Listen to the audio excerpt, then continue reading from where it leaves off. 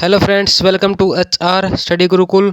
आज की वीडियो में हम करेंगे क्लासिकल डांस ऑफ इंडिया, यानी कि भारत के शास्त्रीय नृत्य। क्या करेंगे? भारत के शास्त्रीय नृत्य आज की वीडियो में हम करने वाले हैं। हम शास्त्रीय नृत्य और उनके राज्यों, वो कि किन राज्यों से संबंधित है, ये सभी हम आज की वीडियो में करेंगे। तो ये जो वीडियो है वो सभी एग्ज़ाम्स के लिए बहुत ही इम्पोर्टेंट है, चाहे वो SSC का हो, चाहे वो किसी स्टेट एग्ज़ाम का हो, सभी के लिए ये वीडियो इम्पोर्टेंट रहेगी। तो बने रहिए वीडियो के एंड तक। चलते हैं आज के टॉपिक पर। देखो, सबसे पहले है हमारे टॉपिक है हमारा भारत के शास्त्रीय नृत्य। तो जो भारतीय नृत्य कला है, भारतीय नृत्य कला, उसको दो वर्गों में बांटा गया है। तो कौन कौन से दो वर्गों में बांटा गया है? एक तो है शास्त्रीय नृत्य यानी कि क्लासिकल डांस, और एक है लोक एवं जनजातीय नृत्य यानी कि फोक डांस। ठीक है, तो कौन कौन से भागों में बांटा गया है? एक तो शास्त्रीय और एक लोक एवं जनजातीय नृत्य के रूप में भारतीय नृत्य कला को बांटा गया है। ठीक, इसके बाद है देखो कि जो भारत के जो शास्त्रीय नृत्य हैं वो मुख्य रूप से कितने हैं? वो 8 हैं। तो वो 8 कौन कौन से हैं? उनमें है कथक, भरतनाट्यम, कथकली, मणिपुरी, ओडिसी, कुचिपुड़ी, सत्रिया और एक है मोहिनी अट्टम। ये जो 8 नृत्य हैं उनको शास्त्रीय नृत्यों को का दर्जा मिला हुआ है। ठीक है, अब इसके बाद है जो शास्त्रीय नृत्य हैं उनमें दो प्रकार के भाव हमें देखने को मिलते हैं। उनमें से एक है तांडव और एक है लास्य। जो तांडव है वो शिव को प्रदर्शित करता है और जो लास्य भाव है वो पार्वती के करता है। ठीक है, तो शास्त्रीय नृत्यों में कितने प्रकार के भाव देखने को मिलते हैं? दो प्रकार के, तांडव और लास्य। ठीक, और जो भारतीय नृत्य कला है उसको कितने भागों में बांटा गया है? दो भागों में, शास्त्रीय नृत्य और लोक एवं जनजातीय नृत्य। अब इससे नेक्स्ट है भरतनाट्यम। सबसे पहले देख लेते हैं हम भरतनाट्यम। जो ये भरतनाट्यम है वो तमिलनाडु का शास्त्रीय नृत्य है। कहाँ का है? तमिलनाडु का। ठीक है, और इसका पुराना नाम सादिर है। क्या नाम है इसका पुराना नाम? इसका पुराना नाम है सादिर। इस नृत्य कला में भावम, रागम और तालम, इन 3 कलाओं का समावेश होता है। देखो, जो भरतनाट्यम है वो नाम कैसे पड़ा है इसका, इसके बारे में बताता हूँ। जो ये 3 कला हैं, भावम, रागम और तालम, इनसे भावम से भा लिया गया है और रागम से रा लिया गया है और तालम से तय लिया गया है। तो ये भारत ऐसे बनता है भारत, इसलिए इसको भरतनाट्यम कहते हैं। ठीक है, और जो ये नृत्य शैली है वो महिलाओं के द्वारा की जाती है और इसमें भाव, लास्य भाव इसमें देखने को हमें मिलता है। क्या देखने को मिलता है? लास्य भाव। और जो भरतनाट्यम है, भरतनाट्यम वो सबसे पुराना नृत्य है, सबसे पुराना शास्त्रीय नृत्य है। ठीक है, सबसे पुराना शास्त्रीय नृत्य कौन सा है? भरतनाट्यम है। अब इससे नेक्स्ट है मोहिनी अट्टम। मोहिनी अट्टम को देखते हैं। ये मोहिनी अट्टम कहाँ का नृत्य है? मोहिनी अट्टम केरल का शास्त्रीय नृत्य है। ठीक है, और ये भी लास्य भाव इसमें देखने को हमें मिलता है। ठीक है, और ये जो विशेषता है किसके द्वारा? महिलाओं के द्वारा किया जाता है। महिलाओं के द्वारा ये नृत्य किया जाता है। अब देखते हैं इसकी थोड़ी हिस्ट्री के बारे में। जो मोहिनी रूप हिंदुओं के देव, जो मोहिनी का जो रूप है वो हिंदुओं के देव भगवान विष्णु ने धारण किया था। वो किस लिए धारण किया था? ताकि बुरी ताकतों के ऊपर अच्छे ताकत की जीत हो सके। ठीक है, तो जो मोहिनी रूप है, आपको पता है कि जो समुद्र मंथन में जो अमृत है वो असुर लेकर भाग गए थे, तो उनसे वो अमृत पाने के लिए भगवान विष्णु ने क्या किया था? मोहिनी का रूप धारण किया था। ठीक है, ताकि वो उसका दुरुपयोग न कर सकें और बुरी ताकतों पर अच्छी ताकत की विजय हो सके। समझ में? अब इससे आगे है कथकली। क्या है? कथकली। ये कथकली है, ये भी कहाँ का है? केरल का एक शास्त्रीय नृत्य है। कथकली और मोहिनी अट्टम कौन कौन सी हो गई? कथकली और मोहिनी अट्टम केरल के शास्त्रीय नृत्य है। और जो ये कथकली है ये पुरुषों के द्वारा किया जाता है, पुरुषों के द्वारा किया जाता है कथकली नृत्य। तो जो पुरुषों के द्वारा किया जाता है तो उसमें कौन सा भाव देखने को हमें मिलेगा?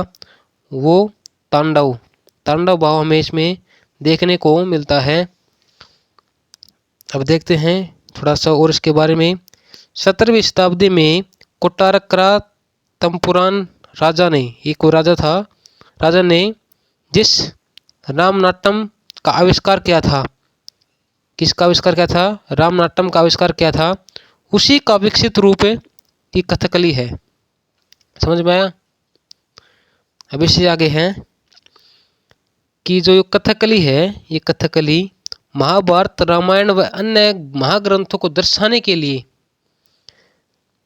ये नृत्य किया जाता है। ठीक है। अब इससे आगे 4 नंबर पर है कथक।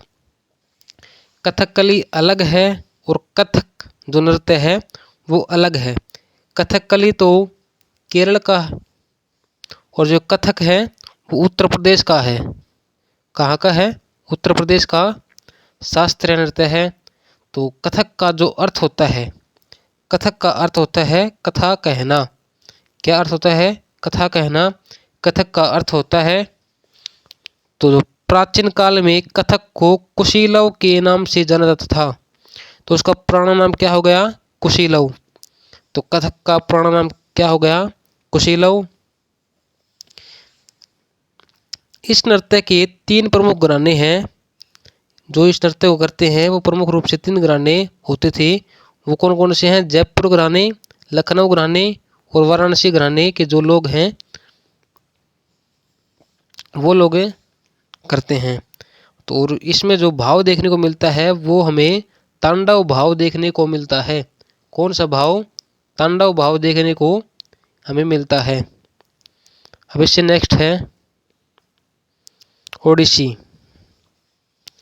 ओडिसी किस राज्य का है? ओडिसी नाम से ही पता चलता है कि जो ओडिसी है वो उड़ीसा का शास्त्रीय नृत्य है। कहाँ का है? उड़ीसा का। और इसमें जो भाव है वो भाव हमें लास्य भाव देखने को मिलता है। कौन सा भाव देखने को मिलता है? लास्य भाव देखने को मिलता है। और जो ओडिसी है नृत्य वो उड़ीसा के हिंदू मंदिरों में उत्पन्न हुआ था। कहाँ से इसकी उत्पत्ति हुई थी? उड़ीसा के हिंदू मंदिरों से इसकी उत्पत्ति हुई थी। देखो एक बात और, जो ये सभी के सभी जो शास्त्रीय नृत्य है इनका वर्णन हमें किस में मिलता है?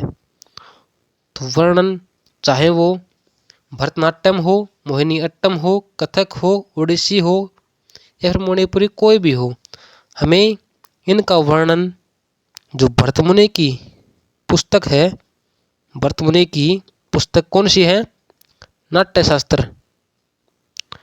नाट्यशास्त्र में हमें सब नृत्यों के बारे में वर्णन मिलता है। तो पूछ ले कि कोई भी नृत्य पूछ ले, चाहे वो भरतनाट्यम हो या फिर कोई और भी, इनका वर्णन हमें किस में मिलता है? तो हम इसका आंसर देंगे भरतमुनि की नाट्यशास्त्र पुस्तक में। ठीक है। अब देखो इससे आगे आता है मणिपुरी। मणिपुरी भी नाम से पता चलता है कहाँ का होगा? मणिपुर का। कहाँ का होगा? मणिपुर का। ठीक है। यह नृत्य रूप 18वीं शताब्दी में वैष्णव संप्रदाय के साथ विकसित हुआ था। तो किसके साथ विकसित हुआ था? विकास इसका कैसे हुआ था? वैष्णव संप्रदाय के साथ इसका विकास हुआ था। और ये भी एक लास्य भाव को प्रदर्शित करता है। इस नृत्य में भी हमें लास्य भाव देखने को मिलता है। अब इससे नेक्स्ट है 7 नंबर का कुचिपुड़ी। क्या है? कुचिपुड़ी। कुचिपुड़ी जो है वो आंध्र प्रदेश का एक शास्त्रीय नृत्य है। अगर ये ऐसी याद ना हो तो इसकी ट्रिक बताऊं? आंध्र को याद रखो आप अंधा से। तो जो अंधा है, अंधे ने पूड़ी को कच्ची छोड़ दी। क्या हुआ कि अंधे ने कच्ची पूड़ी छोड़ दी। इसमें भी हमें लास्य भाव देखने को मिलता है।